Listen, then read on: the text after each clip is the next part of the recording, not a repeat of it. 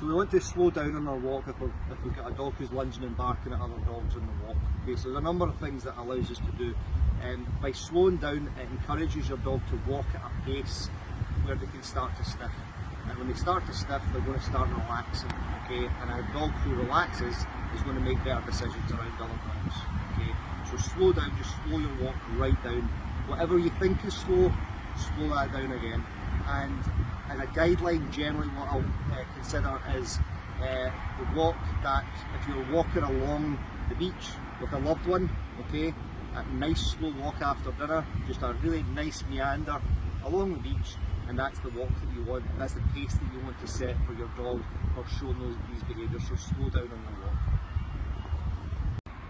So as I talked about yesterday about slowing down on the walk, the next thing that we want to do is while we're slowing down is start to relax. Okay, so we're wanting to relax our arms.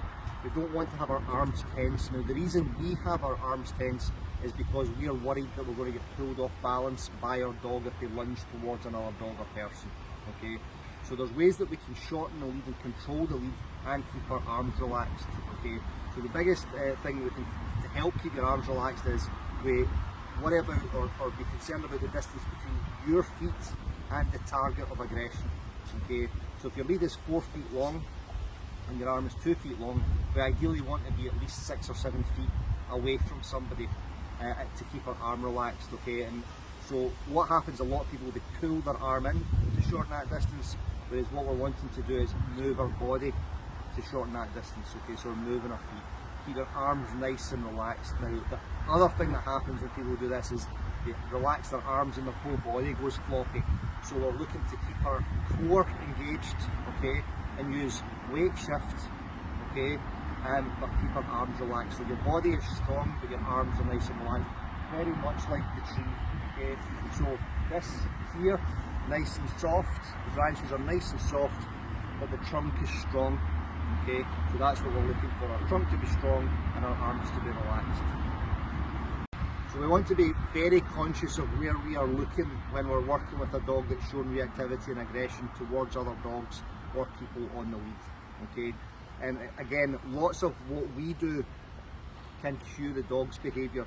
So our dogs have been bred for thousands of years to work with us, and they are very, very, very conscious of where we're looking.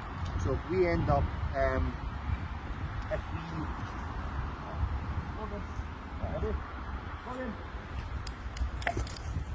if we are out in the environment doing this all the time, scanning for dogs because you're worried about your dog's reaction and how you're going to handle it, and if that's habitual, we come out here and we're constantly looking around, that's what you're going to teach to your dog to do.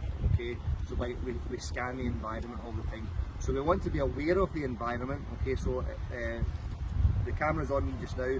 There's a dark van just driving by here, okay, and it's now going out of my eye shot, and there's a light coloured car going that way, and I've been looking at you the whole time. Okay, so we want to use our peripheral vision mode.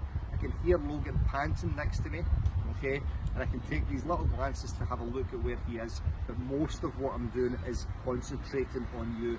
So try and build the habit of watching what your dog is doing while being aware without being hyper aware or hyper vigilant about what's going on in the environment.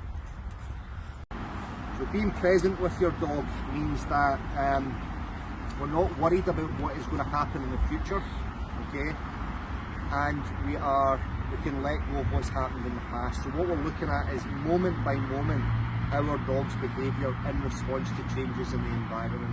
Okay, now learning is I will adjust my behaviour in response to things that I have that are happening just now based on what's happened in the past. But we want to be present. Okay, so we have to look at our dog that I spoke about yesterday, and also concentrate on what is going on at that moment with your dog. Okay, so things like being on your mobile phone.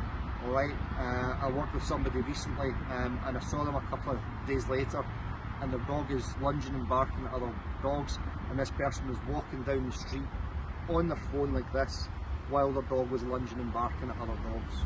Okay, and that's a shame. It's a shame for both of them. Okay, so we want to be present. So stick your phone away, stick it on silent. You can give your dog half an hour, 40 minutes or an hour out of your life without you being interrupted by your phone. or leave your phone at home, okay? But be present with your dog and concentrate on what we need to do in order to help our dog out of that moment or be more relaxed on a walk.